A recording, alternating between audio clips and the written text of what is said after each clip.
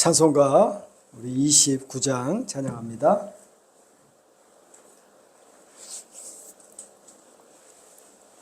(29장입니다)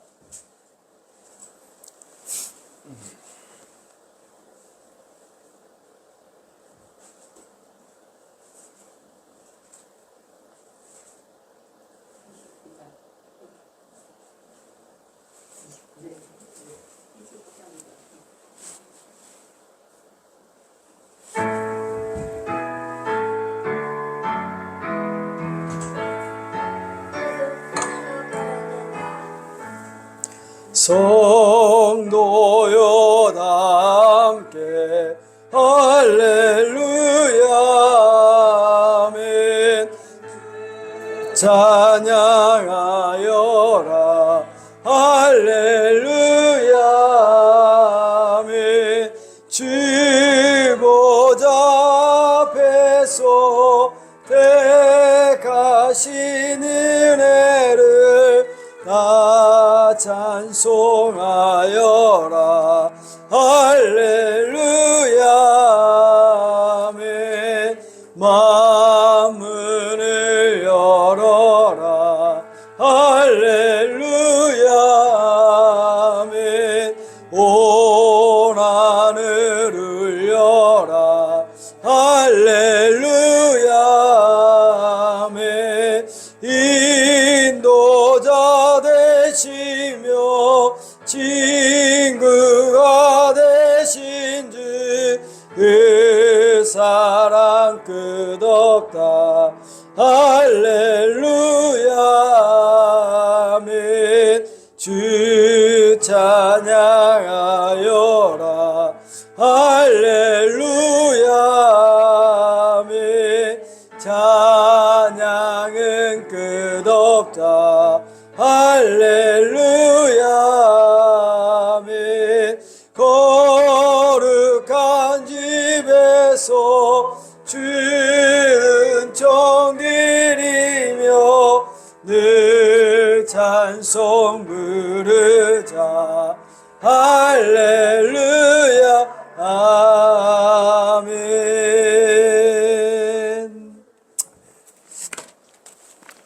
우리 교회의 공적인 고백을 같이 하도록 하겠습니다.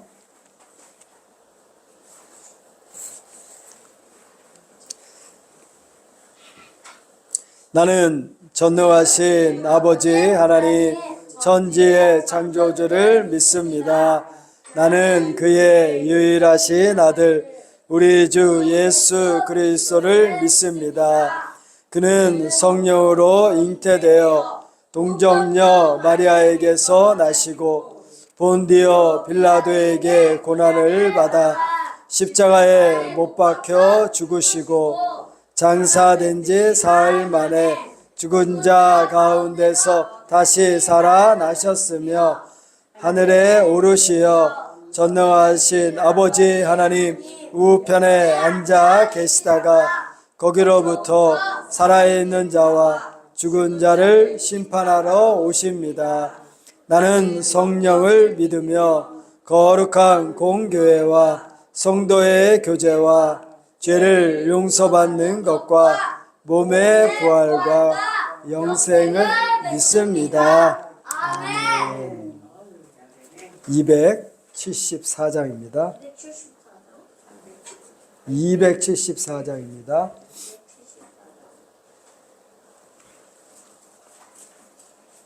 찬양하시고 또 우리 합심으로 같이 나라 민족을 위해서 우리 교회를 위해서 우리 다 같이 기도하도록 합니다. 274장입니다.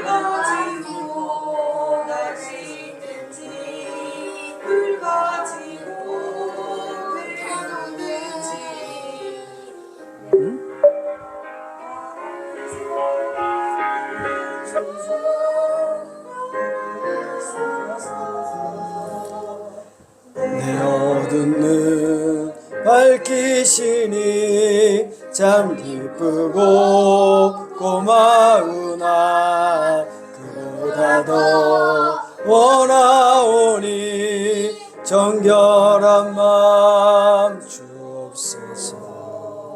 물 가지고 날 씻든지 불 가지고 태우든지 내 몸과 바 다 닦으사 내 모든 죄 멸하소서.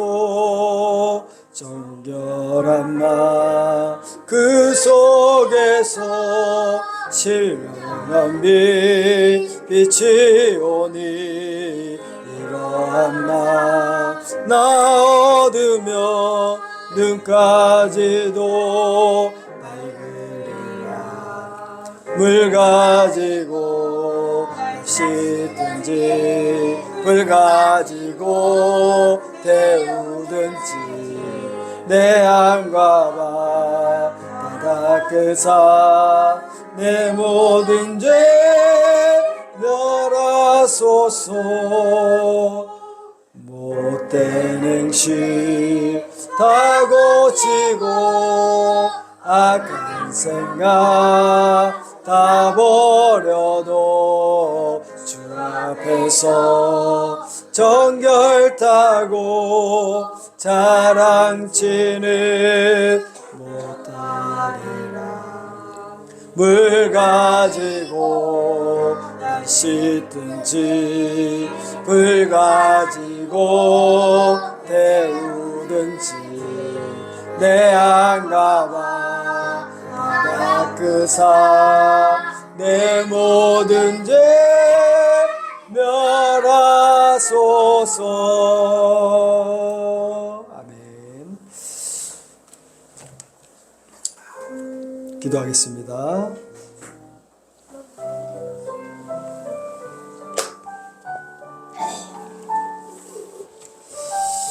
하나님 아버지 은혜를 감사합니다. 오늘도 저희들을 주님 앞에 불러주시고 기도하며 나갈 수 있게 허락하여 주시며 감사를 드리옵나이다. 하나님은 영이시며 무한하시며 불변하시며 전능하시며 거룩하시고 공의로우신 우리 하나님, 오늘도 하나님의 존전 앞에 저희들을 불러주셔서 기도하며 또 찬양하며 주의 거룩한 말씀 앞에 서 있게 하여 주시며 감사를 드리옵나이다. 하나님은 살아계시고 온 세간을 주장하시는 거룩하신 하나님, 그 하나님 앞에 오늘도 저희들이 죄된 몸을 이끌고 또 이렇게 나왔습니다. 이 연약한 인생들을 불쌍히 여겨 주시옵소서. 여전히 이분법적인 신앙으로 나아가고 있음을 용서하여 주시옵시고, 하나님을 사랑하는 그 마음과 하나님이 우리를 구원해 주신 그 은혜에 합한 삶을 살아가기에 부족함이 없도록 저희들을 인도하여 주시옵소서. 아버지, 이 세상은 그 어떤 것도 우리를 아버지 안전하게 이끌지 못하며 이 세상을 의지할수록 더 인생에 대한 허무와 아버지 좌절하고 착잡한 마음에 빠지게 됩니다. 하나님, 이 세상에 아무것도 줄 수 없는데 마치 영원한 것을 줄 수 있는 것처럼 속이고 있고 여전히 우리도 그렇게 살고 있음을 고백하오니 용서하여 주시옵소서. 하나님을 우리에게 허락하여 주셨고 최고의 복이 하나님께 있음을 알게 하여 주셨습니다. 이제는 헛된 것에 방하지 않게 하여 주시옵시고, 아버지, 이제는 철저히 끊는 그런 삶의 역사가 우리 안에 있게 하여 주시옵소서. 아버지, 주의 말씀과 아버지 하나님 또한 저희들이 하나님 앞에 기도해야 됨을 배웠음에도 불구하고 여전히 우리는 인생의 즐거움에 빠져서 허우적거리고 있음을 용서하여 주시옵소서. 무엇이 그렇게 분주하고 바쁜지 그것을 하나님 앞에 먼저 찾고 구하는 것보다 더 구하고 있는 이 아버지의 어리석은 인생들을 용서하여 주시옵시고, 하나님 저희들이 주님 앞에 이끌린 바대로 그렇게 살아가게 하여 주시옵소서. 이 나라 이 민족을 위해 기도합니다. 아버지 하나님, 큰 혼란 가운데 이제 결정이 났고 또 다른 아버지의 큰 일을 앞두고 있는 가운데 있사오니 하나님께서 은혜를 베풀어 주셔서 이번만큼은 우리 국민들이 또한 믿는 자들이 올바른 선택을 하게 하여 주시옵소서. 하나님의 뜻을 간구하며 나아가기 원합나이다. 하나님의 그 주권적인 섭리 안에 아버지 하나님의 뜻하심이 온전히 일어날 것을 믿사오니 하나님 앞에 겸손과 경외하는 마음으로 온전히 무릎 꿇게 하여 주시옵시고, 겸손히 그 앞에 하나님의 뜻을 간구하며 나아가는 우리 모두가 되기를 원하옵나이다. 아버지 하나님, 들려오는 아버지 하나님 그런 많은 소식들은 우리를 더욱더 암울하게 합니다. 마치 하나님이 없는 것처럼 살아가고 이 시대 가운데 마치 목사가 하나님처럼 모시고 있고 이 세상에 아버지 하나님 물질과 지위와 명예와 기타 여러 가지 것들이 하나님을 대신하고 있습니다. 용서하여 주시옵소서. 특별히 교회가 바로 깨어야 될 줄 믿사오니 하나님 붙잡아 주시옵시고 진리의 말씀으로 새롭게 하시사 저희들을 그 말씀 안에 온전히 주장하시고 이끌어 주시옵소서. 늘 성령의 이끄심과 인도하심에 따라 살아가게 하옵시고 하나님의 그 뜻하심이 우리 안에 온전히 역사하며 나아갈 수 있도록 붙잡아 주시기 원합나이다. 교회가 바로 서야 될 줄 믿습니다. 교회가 그 진리의 아버지 하나님 파수꾼으로서의 역할을 감당하게 하여 주시옵소서. 아버지 진리 외에 아버지 말씀 외에 그 어떤 것도 그것을 대신하지 않게 하여 주시옵시고 하나님의 절대적인 주권의 역사 가운데 그 뜻을 드러내며 살아가게 하옵소서. 아버지 하나님, 그 말씀 앞에 우리가 겸손히 무릎 꿇기를 원합나이다. 그 말씀의 진리만 따라 살아가게 하여 주시옵소서. 아버지 하나님, 하늘영광 장로교를 세워주시고 이 지역 가운데 하나님의 귀한 아버지의 복을 증거하게 하여 주심을 감사합나이다.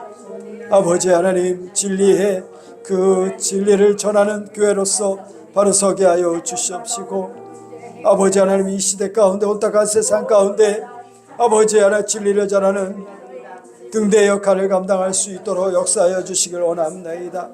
우리가 진리 안에 함께 지어져 가게 하옵시고 아버지 하나님 주님께서 보여주신 그 본에 따라 하나님의 뜻을 간구하며 서로 사랑하며 나아가는 우리 교회가 되게 하여 주시옵소서.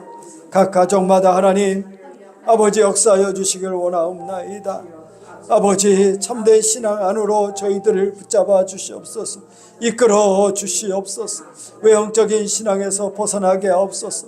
껍데기만 남아있고 아버지 하나님 그 안에 진리를 채우지 않고 있는 아버지 우리 각 가정마다 아버지 하나님께서 긍휼히 여겨 주시옵시고 절대 아버지의 말씀 앞에 호기심과 아버지의 무관심으로 반응하지 않게 하여 주시옵시고 아버지 우리에게 첫사랑을 주셔서 회복하게 하신 그 마음, 갈급한 마음으로 하나님 앞에 나아가게 하여 주시옵소서.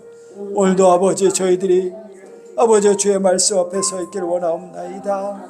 아버지 그 말씀 앞에 나를 비추게 하옵시고 오늘 말씀 앞에 자신을 돌아보며 회개하는 시간이 되게 하여 주시옵소서. 우리 모두가 주님을 바라보며 나아가는 역사가 있기를 원하옵나이다. 아버지 붙잡아 주시옵소서. 또 교회 안에 어려움을 겪고 있는 우리 가정들이 있습니다. 물질의 어려움, 여러 어려움을 겪고 있는 가정들이 있사오니 하나님께서 긍휼히 여겨주시고 은혜를 베풀어 주시옵소서. 그래서 더욱더 하나님을 사랑하고 열매 맺는 삶으로 나아가게 하옵소서. 어린 심령들에게 주의 말씀을 허락하여 주시옵시고 어릴 때부터 주의 말씀 안에 자라게 하여 주시옵소서. 아버지 온전히 인도하여 주시고 남나이다. 오 아버지, 오 거룩하신 아버지 하나님, 우리가 누구를 바라보며 살아가겠습니까? 하나님 용서해 주시옵소서. 오 거룩하신 아버지 용서해 주시옵소서. 아버지 여전히 거듭해서 용서해 주시옵시고 우리 하나님께서 온전히 주장하여 주시옵시고 아버지, 우리 아버지 주시옵소서. 아버지 주시옵소서. 아버지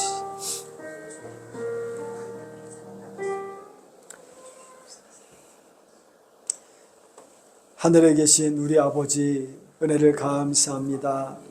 하나님은 하나님의 그 존재하심과 속성으로 그 뜻을 이뤄가시며 그 뜻 안에서 우리를 이끌어 주심에 감사를 드리옵나이다.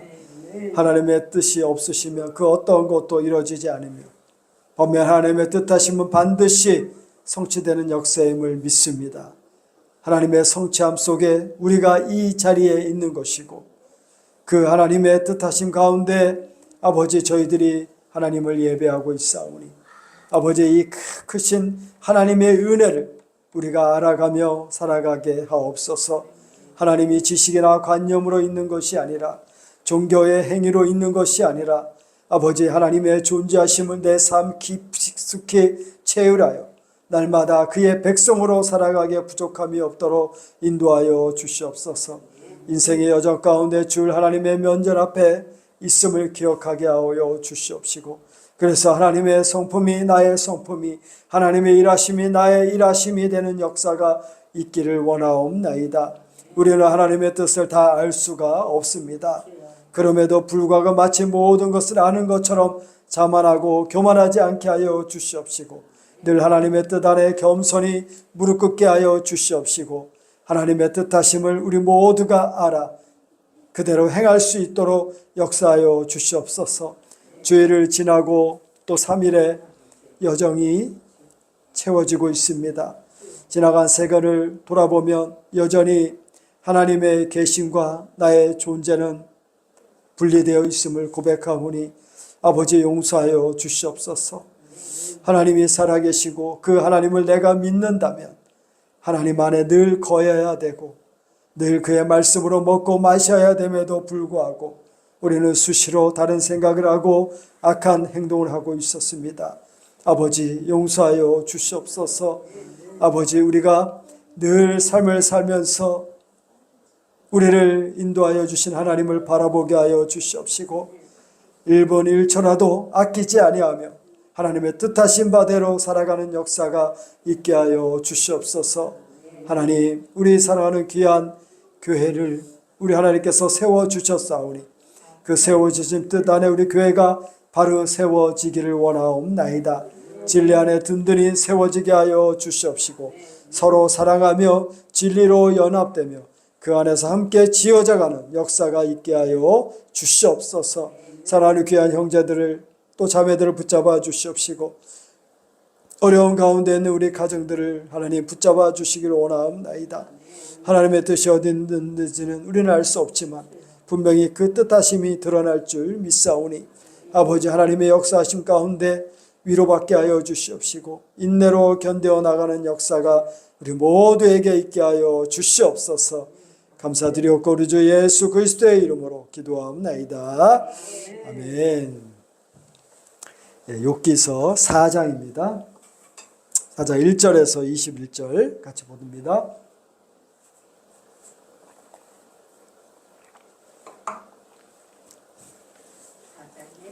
4장 3장을 다 했죠? 3장을 다 했고 4장으로 가도록 하겠습니다.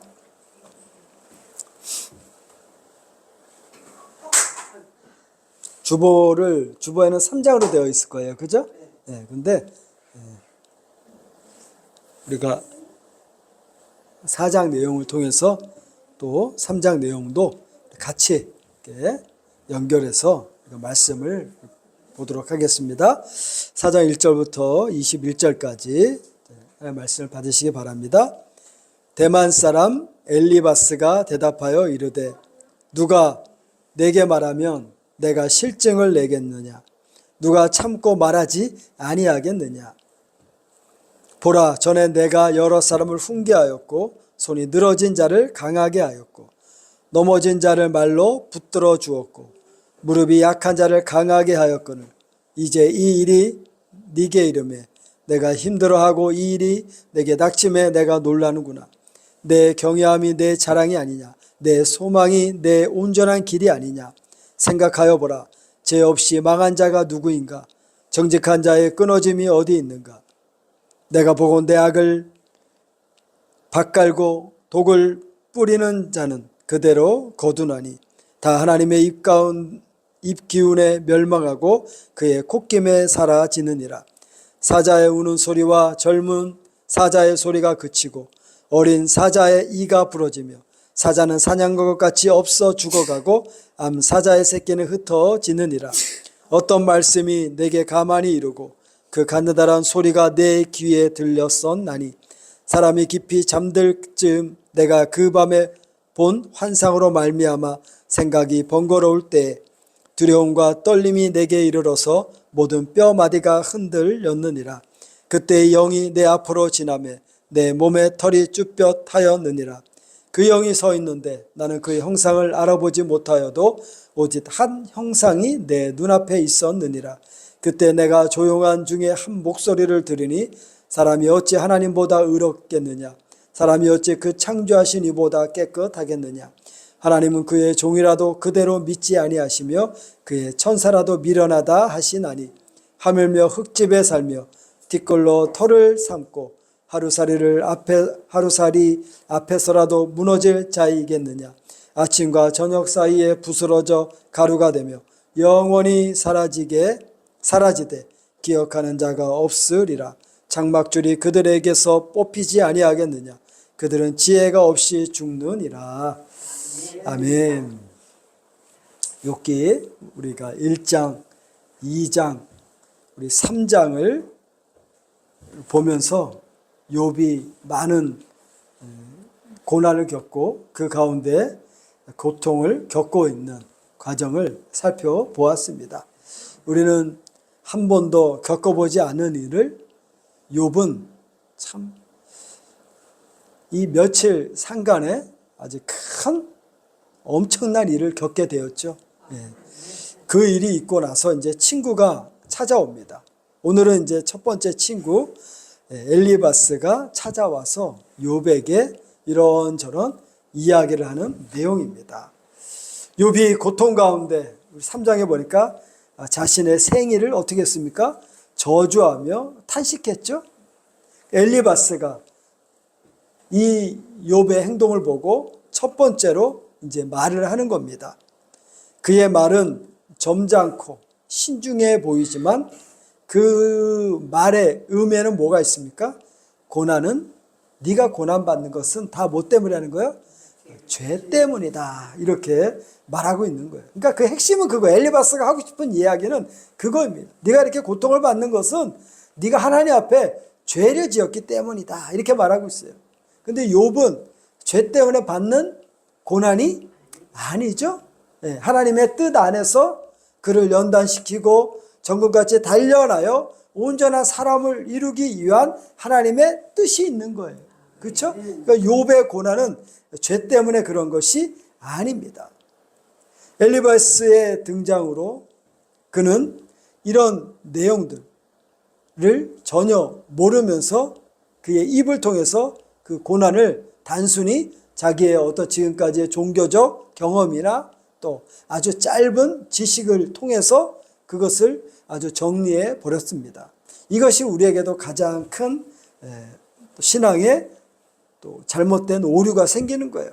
짧은 것을 가지고 전체를 해석하는 일, 그렇죠? 짧은 신앙의 경험을 통해서 마치 전부인 것 양 말할 수 있느냐? 그러면 안 되죠. 우리가 성경을 보더라도 성경 한 부분을 보지만 전체를 보고 이 부분을 우리가 어떻게 해야 돼요? 보아야 하는 겁니다. 그러니까 우리가 늘 말할 때 뭐 해야 됩니까? 신중해야 돼요.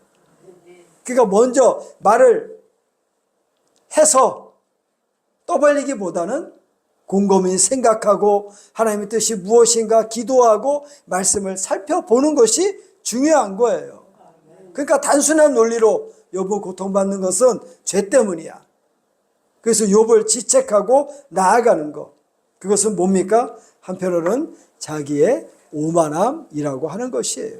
그 과거에 그런 일 많이 있었잖아요. 누가 병이 걸리거나 그러면 빨리 하나님 앞에 회개하고 빨리 기도해. 네가 뭐 잘못했는지 빨리 생각해봐. 그런 경우가 있었어요, 없었어요? 있었죠. 그러니까 그런 똑같은 거예요. 우리가 아는 그분들이 정말 죄 때문에 그런 고난을 당하는지, 죄 때문에 고난 당할 수 있죠. 네, 하나님은 그렇게 또 죄 때문에 고난 당하게 하세요. 그러나 또 하나님의 뜻 가운데 다른 방향으로 또 이끄실 수 있는 거예요. 그러니까 그것을 한정적으로 너는 죄 때문에 넌 마귀가 너를 아주 너를 조종하는 거야. 그렇게 이야기해서는 안 된다라는 것을 우리가 꼭 기억하시기 바랍니다. 자, 그래서 1절과 6절을 다시 보면 1절부터 봅니다. 대만 사람 엘리바스가 대답하여 이르되, 여기 친구의 이름이 뭐죠? 엘리바스라는 친구. 누가 2절에 보니까 누가 내게 말하면 내가 실증을 내겠느냐? 누가 참고 말하지 아니하겠느냐? 보라, 전에 내가 여러 사람을 훈계하였고 손이 늘어진 자를 강하게 하였고 넘어진 자를 말로 붙들어 주었고 무릎이 약한 자를 강하게 하였거늘 이제 이 일이 내게 이름에 네가 힘들어하고 이 일이 내게 닥침에 내가 놀라는구나. 내 경외함이 내 자랑이 아니냐? 내 소망이 내 온전한 길이 아니냐? 그렇죠? 엘리바스가 욥의 지난 날의 일들을 회상하면서 알려주는 거예요. 과거에 네가 이러지 않았느냐? 그런데 너는 지금 어떻게 너에게 이런 어려움이 닥쳐오느냐? 내가 지금 그것 때문에 놀래고 있다. 과거에 너는 다른 사람들을 권면해주고 다른 사람을 지도해주는 위치에 있지 않았냐? 그런데 네가 어떻게 이런 일을 당할 수 있느냐? 그 얘기입니다. 그래서 2절을 다시 보면 2절을 주목해 보면 누가 내게 말하면 내가 실증을 내겠느냐? 누가 참고 말하지 아니하겠느냐? 이 말의 뜻은 누가 너와 소통하려고 하면 누가 너와 대화하려고 하면 너는 슬퍼하겠느냐? 그렇지 않겠죠? 하지만 누가 말을 멈추고 싶어 하겠느냐? 누가 욥의 너 사정을 보고 말하지 않을 수 있겠느냐? 그 이야기를 하는 거예요. 네가 다른 사람의 어려움을 봤을 때 네가 권면해주고 또 그에게 좋은 말을 해주었듯이 너의 이 형편을 보고 가만히 있을 사람이 어디 있겠느냐? 그 말이에요. 한마디라도 건네고 싶은 말을 잊지 않겠느냐? 무슨 말인지 이해 가시죠? 네, 그렇잖아요. 우리가 누구야 아프면 한마디라도 하고 싶은 그런 말이 있었잖아요. 그죠? 그런 것을 말합니다. 자, 이것은 여기에 숨겨진 내용은 뭐냐? 이제 너도 네가 했던 것처럼 너도 이제 충고를 받아야 하지 않겠는가라는 겁니다. 네가 많은 사람을 훈계하였고 이제 환난이 네가 그동안 많은 사람을 네가 훈계했잖아. 근데 너는 네 형편을 보고 뭘 하고 있습니까? 넌 깨닫지 못하고 너도 이제 뭘 받아야 된다? 충고를 받아야 되지 않겠느냐. 그래서 결국 뭡니까? 내가 너에게 한마디 좀 해볼게. 그 이야기예요. 왜? 이제 환난이 욥에게 임했으니까 왜 네가 낙담하느냐? 네가 그렇게 자신만만하게 권면하고 충고했던 내용 그 말은 뭐고 너는 왜 이렇게 이 어려움에 낙담하고 어려워하고 있느냐? 그 이야기입니다. 여러분 이것이 그 사람을 위로하는 얘기입니까? 충고하는 얘기예요. 충고하는 얘기죠. 낙심을 시키는 얘기죠. 그 전에 어땠습니까? 우리 3장 끝절에 보면 욥이 고난을 당하자 새 친구들이 7일 동안 아무 말도 못했어요. 그죠? 7일 동안 그 고통이 너무 심한 것을 또 욥에게 일어난 많은 일들을 통해서 너무 이 친구들도 충격이 컸어요. 그리고 기아장으로 박박 긁고 있는 그 행동이 너무 불쌍해 보였어요. 그래서 7일 동안 아무 말도 하지 못했어요. 차라리 그때가 낫겠다. 아무 말도 하지 않을 때가 낫겠다. 그렇죠? 우리가 너무 어떤 사람이 어떤 큰 사실을 알게 되면, 큰 충격을 받게 되면 그 사람에게 어떻게 위로할까 말을 하지 못할 때가 있어요. 2절은 바로 그런 내용입니다. 엘리바스는 욥이 이전에 다른 이들을 위로했던 것을 들추며 너도 고난을 잘 이겨내지 않겠냐. 네가 충고아처럼 너도 이제 그 어려움을 잘 이겨내지 않겠어? 네가 다른 사람 어려워봤을 때 너는 믿음 안에서 이겨내야 된다고 말했잖아. 이제 너도 믿음 가지고 이겨내야지. 이런 충고를 하는 겁니다. 하지만 이는 마치 자기가 꼭 해야 할 진리가 있는 것처럼 포장하면서 실제로는 욥을 뭐하고 있어요? 질책하고 있는 거예요. 제가 말했죠. 처음 이 엘리바스는 욥의 고난을 무엇으로 봤습니까? 무엇 때문에 고난이 왔다고 생각하고 있어요? 그렇죠. 엘리바스는. 너 죄 때문에 고난받는 거예요. 지금 지책을 하고 있어. 그러니까 빨리 뭐 하라고?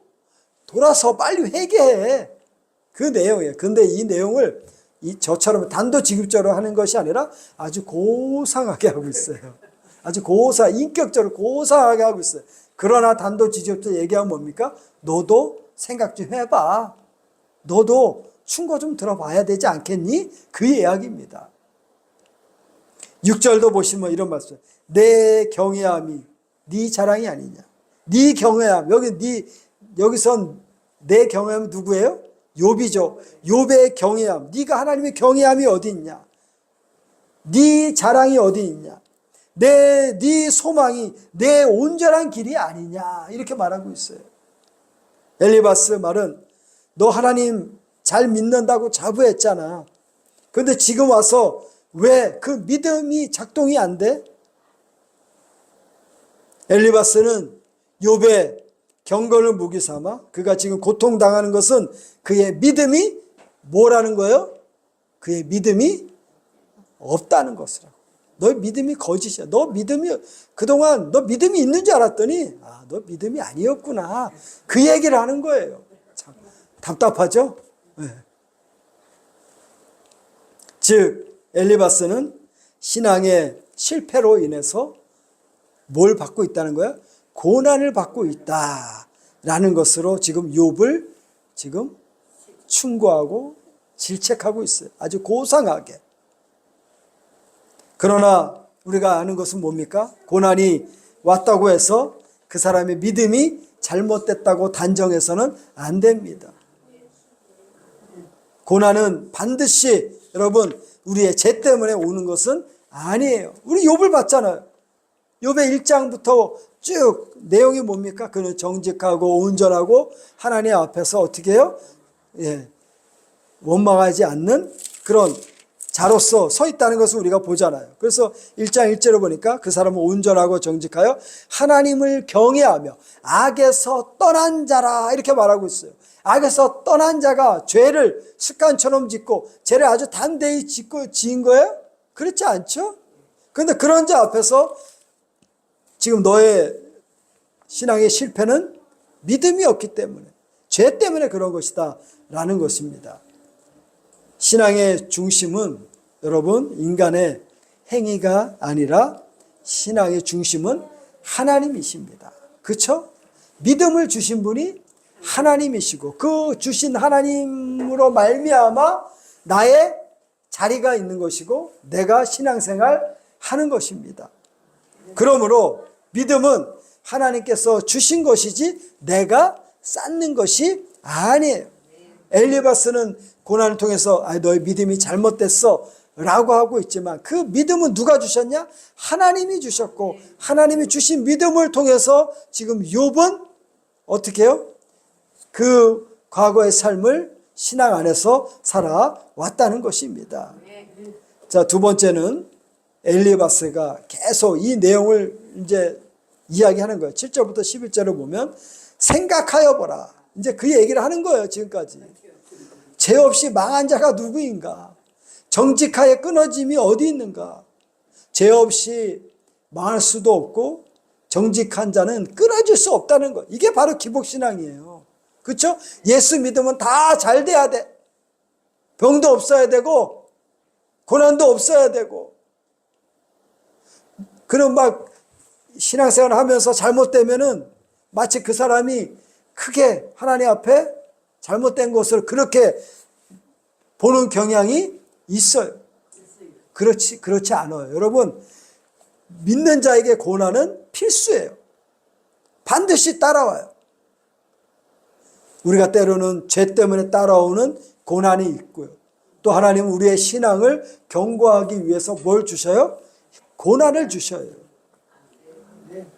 그래서 지금 7절에 이렇게 깨닫기를 7절에 보니까 생각하여 보라. 죄 없이 망한 자가 누구인가? 정직하게 끊어짐이 어디 있는가? 내가 보건대 내가 계속 그 얘기를 하는 거야. 내가 보건대 악을 밭을 갈고 독을 뿌리는 자는 그대로 거두나니. 그러니까 심은 대로 악을 뿌렸으니까 독을 뿌렸으니까 네가 그대로 지금 받고 있는 거야. 욥의 가슴에 그냥 대모서 치고 있는 거야. 다 하나님의 입기운에 멸망하고 그의 콧김에 사라지느니라.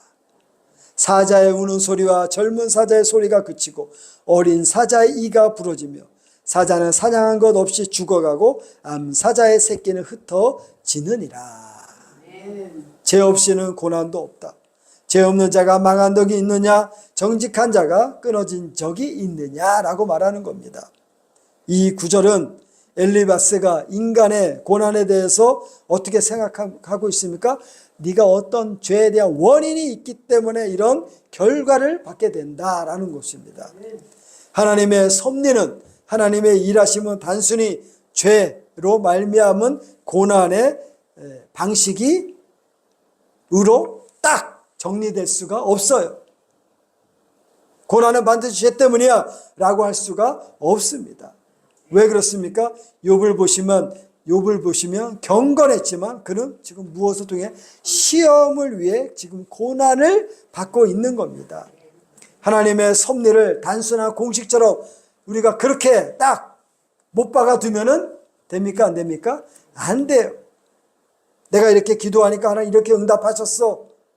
딱 단정적으로 이렇게 해서 너 당신도 이렇게 기도해봐. 그럼 굉장히 어떤 소리예요? 하나님의 섭리를 굉장히 하나로 이렇게 꽉 묶어두는 거예요. 하나님의 일하심은 다양한데 다양하게 일하시는데 하나님의 일하심을 자기가 한 가지로 딱 묶어두는 거예요. 그래서는 된다 안 된다? 안 되는 거예요. 의인도 고난받을 수 있습니다. 그 고난이 곧 죄의 증거는 아닙니다. 우리 신앙의 성경을 보면 성경의 많은 인물들, 욥이나 다윗이나 바울이나 예수님도 고난을 받으셨지만 그 모든 사람들은 죄 때문에 반드시 그 고난을 받은 것은 아니라는 것을 우리가 보셔야 됩니다. 그러므로 함부로 죄 때문에 당신은 고난받아 빨리 회개해 이렇게 여러분 권면하시면 안 돼요. 네. 자, 그래서 이 문제를, 죄에 대한 문제를 이사야 45장 7절을 보면 이거 굉장히 중요한 말씀이 있어요. 한번 찾아보세요. 이사야 45장 7절. 하나님의 섭리가 어디까지 적용되고 있는가. 아주 굉장히 중요한 구절입니다.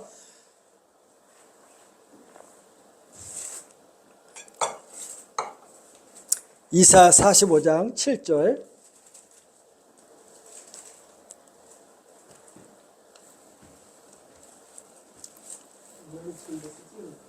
네. 자, 그러면 제가 읽어드릴게요. 제가 읽어드릴게요. 나는 빛도 짓고 어둠도 창조하며 나는 평안도 짓고 환난도 창조하나니 나는 여호와라. 이 모든 일을 행하는 자니라 하였노라. 아멘. 뭐라고 합니까? 하나님은 빛도 짓고 어둠도 창조하고 평안도 짓고 또 모두 만드시는 모두 창조 환난도 창조하신다라는 거예요. 그러니까 이 모든 것이 다 뭐라는 거예요? 하나님의 절대 주권에 있다는 거예요. 우주의 모든 것, 빛과 어둠, 평안과 재앙, 이 모두가 하나님의 주권 아래 있다는 거예요.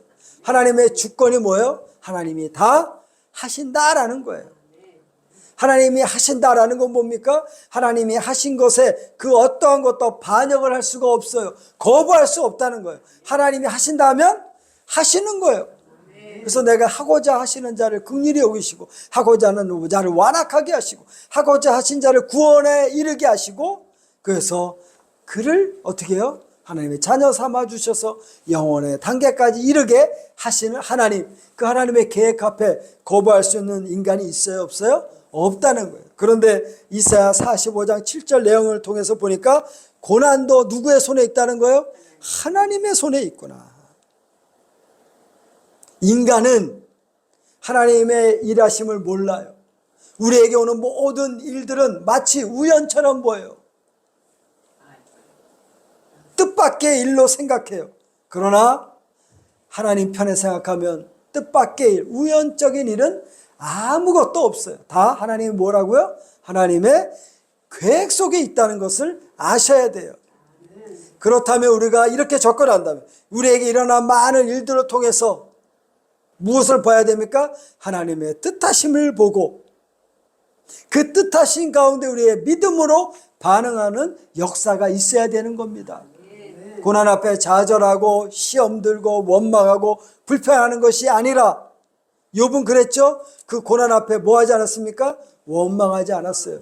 욕하지 않았다. 입술로 범죄하지 않았다. 이렇게 하고 있습니다. 하지만 이것도 누가 하십니까? 하나님이 주신 믿음을 통해서 그렇게 하시는 거예요. 이사야 선지자는 고레스를 하나님의 도구로 소개하면서 이방 왕을 통해 이스라엘을 회복시키는 하나님의 뜻을 전하고 있습니다. 이방 나라 왕 고레스, 이 고레스를 통해서 어떻게 합니까? 이스라엘 나라가 회방을 받고 그의 신앙의 중심을 잡게 되는 거예요. 근데 그 고레스를 누가 세웠습니까? 하나님이 세우셨고 하나님의 그 계획하심 속에 그 일들이 일어나게 되었다는 겁니다. 그러면 여기서 우리가 반드시 정리해야 됩니다. 엘리바스는 욥의 고난이 죄의 결과라고 보았습니다. 죄의 결과로서 그런 고난도 악도 있어요. 하지만 욥은 죄로서 얻어지는 고난이 아니에요. 그걸 아셔야 돼요. 물론 죄의 결과로 고난이 있을 수 있다 없다? 죄의 결과로 고난이 있을 수 있다 없다? 있죠. 있어요. 그러나 욥은 죄의 결과로 고난을 받는 것이 아니다라는 것을 또 보셔야 돼요. 하나님의 일을 한 가지로 그냥 단정적으로 얘기하면 안 돼요. 그럼 당신이 하나님이 되는 거예요. 그렇죠? 그러면 안 돼요.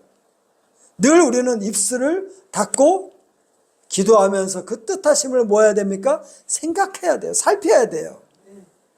그러나 이사야 45장 7절은 고난은 하나님의 뜻 안에 있는 주권적인 도구로서 이해해야 하는 겁니다. 그러니까 하나님 그 외에 그 고난도 하나님의 다른 계획하심이 있다는 겁니다. 즉 하나님이 주권적으로 고난을 사용하실 수 있다는 거예요. 죄 없이 고난을 사용할 수 있다는 겁니다. 그러므로 이 고난은 심판일 수도 있지만 때로는 우리 사랑하는 자기 자녀를 성장시키려는, 성숙시키려는 하나님의 또 뜻이 있다는 것을 우리가 보실 수 있기를 바랍니다. 고난 속에서도 하나님의 뜻은 단순히 징벌이 아니라, 훈계가 아니라 뭡니까? 훈련이며 정결케 하시는 역사입니다. 그래서 더욱더 그의 신앙이 단단해지게 하려는 하나님의 뜻하심이 있다는 것을 우리가 보아야 할 것입니다. 욥기서 4장을 우리가 세 부분으로 나눴습니다. 이제 마지막 부분이죠. 1절부터 6절을 한 부분으로 지금 설명을 드렸고 7절부터 11절을 또 한 부분으로 설명을 드렸다면 이제 12절에서 21절 말씀 또 한 부분으로 설명하고 마치도록 합니다. 이제 그의 주장 엘리바스의 그 자기 주장을 계속 하는 거예요. 자, 12절부터 보면 어떤 말씀이 내게 가만히 이르고 그 가느다란 소리가 내 귀에 들렸나니. 여기서 내 귀에 들렸다는 건 누구의 귀에 들렸다는 거예요? 엘리바스 귀에 들렸다는 거예요. 13절에 보니까 사람이 깊이 잠들 즈음에 내가 그 밤에 본 환상으로 말미암아 생각이 번거로울 때에 엘리바스가 뭘 봤습니까? 환상을 봤대요. 14절 두려움과 떨림이 내게 이르러서 모든 뼈마디가 흔들렸느니라. 그때 영이 내 앞으로 지나매 내 몸에 털이 쭈뼛하였느니라. 환상을 보고 이런 반응을 일으키는 거예요. 그렇죠? 자, 16절에 보니까 그 영이 서 있는데 나는 그 형상을 알아보지는 못하여도 오직 한 형상이 내 눈앞에 있었느니라.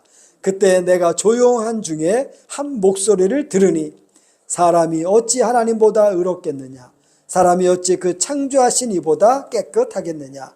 하나님은 그의 종이라도 그대로 믿지 아니하시며 그의 천사라도 미련하다 하시나니 하물며 흙집에 살며 티끌로 털을 삼고 하루살이 앞에서라도 무너질 자이겠느냐? 아침과 저녁 사이에 부스러져 가루가 되며 영원히 사라지되 기억하는 자가 없으리라. 장막줄이 그들에게서 뽑히지 아니하겠느냐? 그들은 지혜가 없이 죽느니라. 아멘. 엘리바스는 뭘 봤답니까? 환상을 보았다라고 말합니다. 엘리바스는 자신이 영적인 환상을 통해 들은 하나님의 계시가 있었어요. 그 계시를 통해서 인간은 하나님 앞에 뭐 같은 존재라는가? 티끌 같은 존재, 먼지 같은 존재이며 하나님 앞에서는 결코 뭐 할 수 없다? 정결할 수 없다라고 말합니다. 그래서 뭐라고 합니까?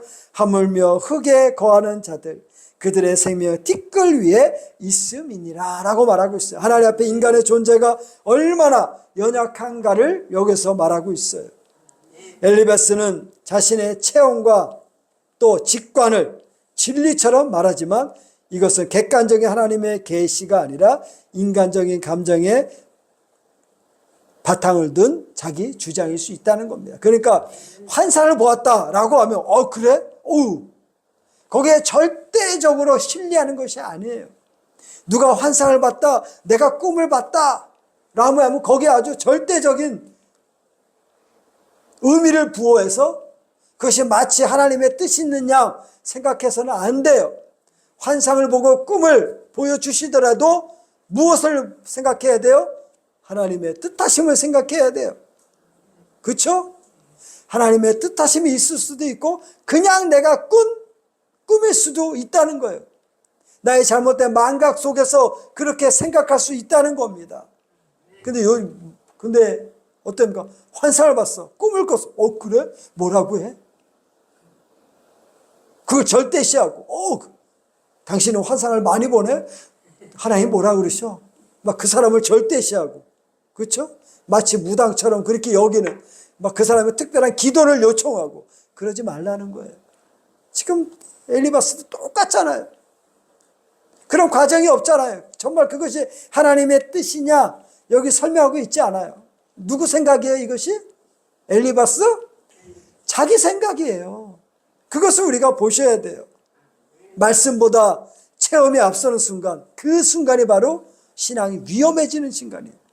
늘 우리가 무엇을 중심으로 잡아야 됩니까? 하나님의 말씀.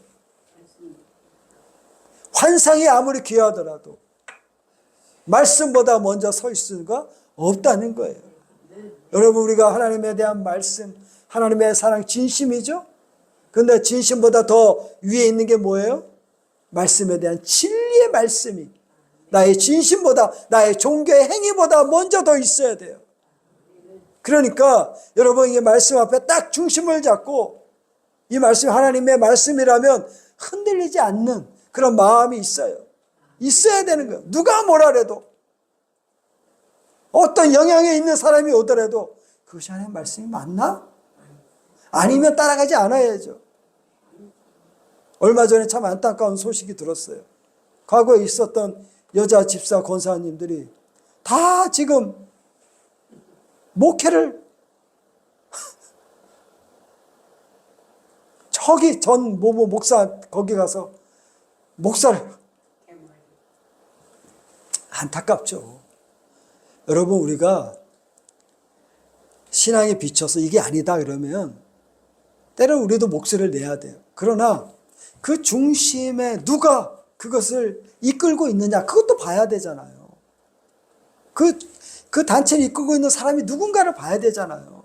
그 사람이 올바른 사람인가 봐야 되잖아요. 그러니까 그거 보지 않고 그 사람이 이 참 정치를 위해서 큰일을 해야 하고 절대지하고 마치 자기도 자기를 뭐라고 합니까? 마치 하나님과 동등대 입장으로 자기를 설명하고 마치 자기만 나라를 살아가는 것처럼 그렇게 여기고 그럼 돼요? 안 돼요? 안 돼요. 그러니까 우리는 늘 자기 교회 목사라도 늘 뭘 중심으로 봐야 돼요?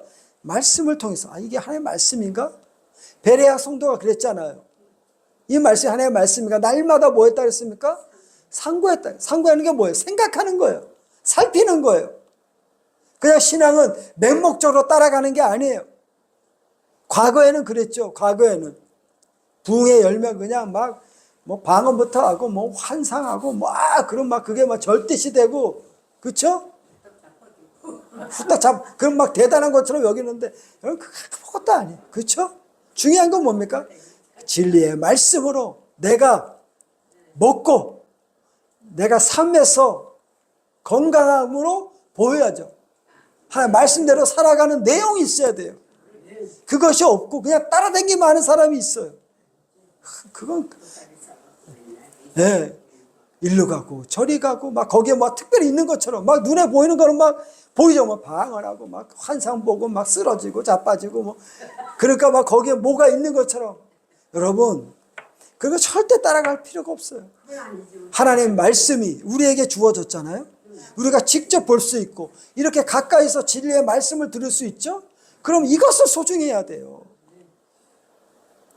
거기 하나님의 뜻하심이 있어요. 근데 지금 뭡니까? 나 환상을 봤어. 엘리바스가 나 환상 봤거든. 내 얘기는 참 진심이야.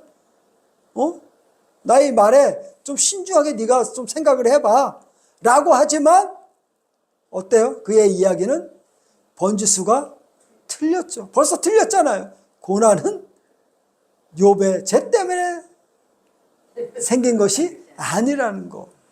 그것을 우리가 보셔야 합니다.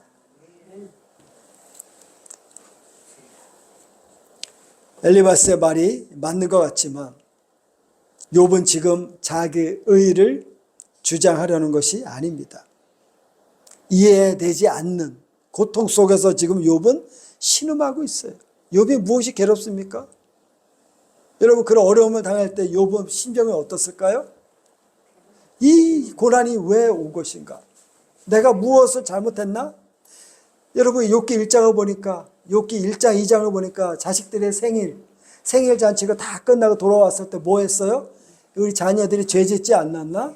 또 정결하게 또 이렇게 예식을 치르는 그런 과정을 봤잖아요. 그러니까 이 생각을 하는 거예요. 욥은 이해가 되지 않죠. 내가 뭘 잘못했나? 그렇죠? 내가 왜 이런 어려움이 나에게 와야 되나? 욥 생각하지 않겠어요? 생각하죠. 그런데 엘리바스는 단정적으로 그렇게 말하는 것이 이것이 앞서가도 한참 앞서간 내용이고 번지스가 잘못 잡아진 이야기다라는 겁니다. 우리가 이런 상황에 오면 우리는 어떻게 해야 됩니까? 우리는 고난당한 사람 앞에 신중해야 되고 그들 앞에 진정한 위로를 줘야 돼요. 그래서 어떻게 했습니까? 그들이 그랬잖아요. 처음에 7일 동안 그 옆에 아무 말 하지 않고 있었던 것처럼 그렇게 위로해 주면 되는 거예요. 그리고 하나님의 뜻을 구하며 나아가면 되는 겁니다.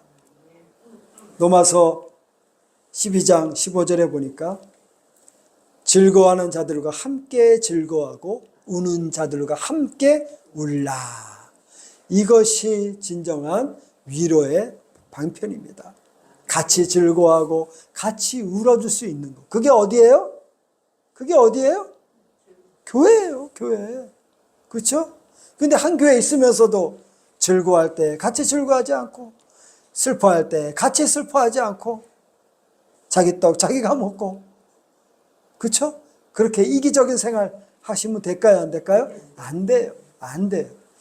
욥기서 2장 13절에 욥의 친구들이 처음에 7일 동안 말없이 욥과 함께 앉아 있었던 것처럼, 왜 한마디 말을 못했을까요? 욥의 친구들이 왜 7일 동안 한마디 말을 못했을까요? 뭐라고 해야 돼? 이게 말이 떨어지지 않는 거예요. 그렇죠? 그러면서 같이 슬퍼했어요. 그때 잘. 바로 이런 모습이 우리 안에 있어야 할 것입니다. 엘리바스가 그가 한 말 중에 하는 말들이 다 틀린 건 아니에요. 그렇죠? 하나님 앞에 인간의 연약함을 또한 아주 적절히 지적을 했습니다. 그러나 타인의 고난에 대해서 우리가 해석하고 바라볼 때는 신중해야 된다라는 것을 우리가 보실 수 있기를 바랍니다.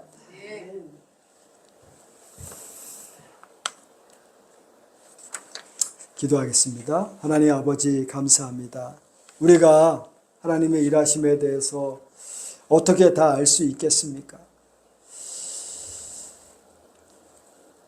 우리가 욥에게 일어난 이런 일들을 통하여서 또 엘리바스가 이런저런 권면을 충고를 한 것을 보면서 우리 신앙인의 그 말이 고난 앞에서 얼마나 신중해야 되고 겸손해야 되는지 배우게 됩니다. 하나님, 늘 우리가 생각하는 것은 우리에게 어떠한 고난이 올지라도 그것이 하나님의 손길 없이는 이루어지지 않는 것을 깨닫게 하옵시고, 함부로 판단하지 아니하며 겸손히 무릎 꿇고 인내하며 기다리는 역사가 있게 하옵소서. 우리의 연약함을 긍휼히 여겨 주시옵시고 담대한 믿음을 허락하여 주셔서 늘 하나님의 뜻 가운데 행할 수 있는 그런 역사가 우리 모두에게 있게 하옵소서. 감사드리옵고 우리 주 예수 그리스도의 이름으로 기도하옵나이다. 아멘. 자, 312장입니다.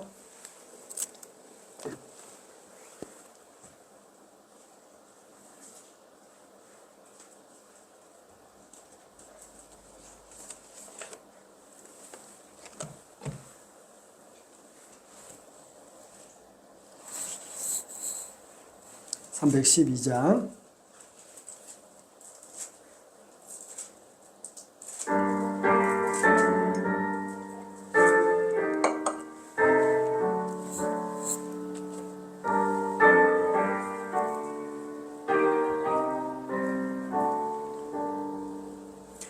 너 하나님께 이끌리어 일평생 주만 말하며 너 어려울 때 힘주시고 언제나 지켜주시리. 주 크신 사랑 믿는 자 그만 서 위에 서리라. 너 설레는 맘 가다듬고 희망 중 기다리면서 그 은혜로 신 주의 뜻과 사랑에 만족하여라. 우리를 불러 주신 주 마음에 소원하신다. 주 찬양하고 기도하며 내 본분 힘써다하라. 주 약속하신 모든 은혜 내게서 이뤄지리라. 잠들고 의지하는 자 주께서 이어하신다.